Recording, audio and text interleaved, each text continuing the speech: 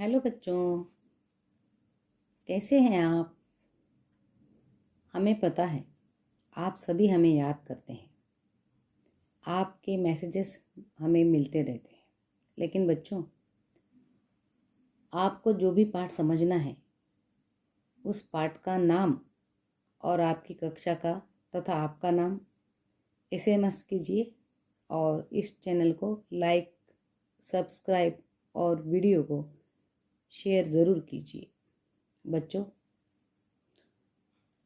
आज हम पढ़ने जा रहे हैं सर्वेश्वर दयाल सक्सेना द्वारा लिखित कविता शाम एक किसान।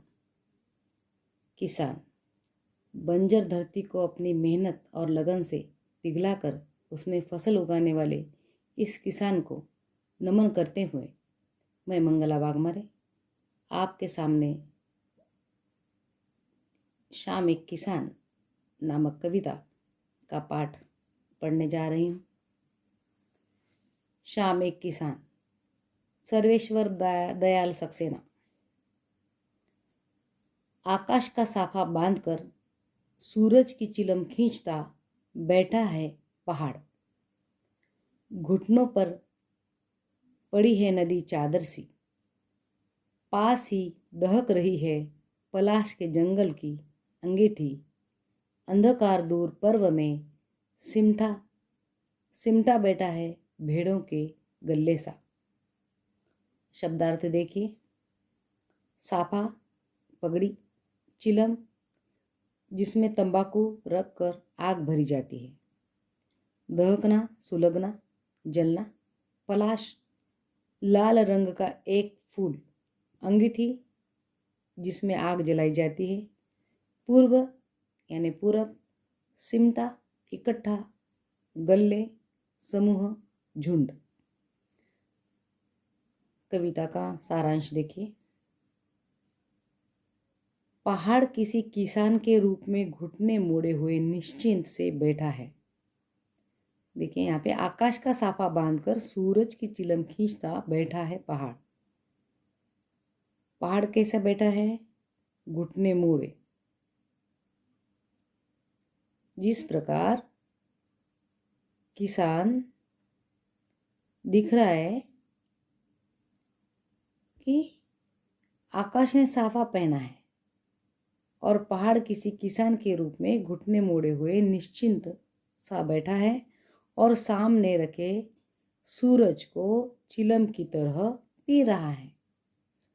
किसान रूपी पहाड़ के सिर पर साफे की जगह आकाश बंधा हुआ है और उसके घुटनों पर बह रही नदी देखकर ऐसा लगता है मानो सफ़ेद चादर घुटनों पर पड़ी हुई हो।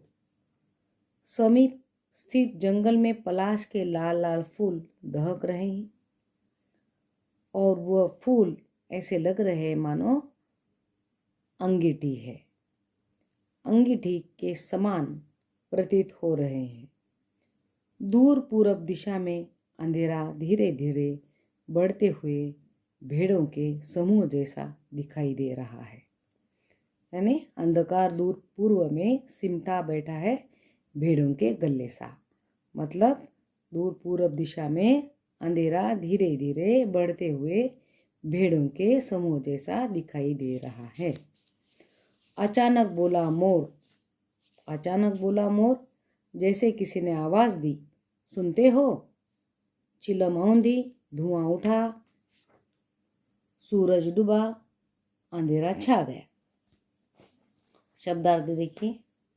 अचानक, एकाएक, औंधी, उलट पड़ी, डूबा, अस्त हुआ। अचानक बोला मोर।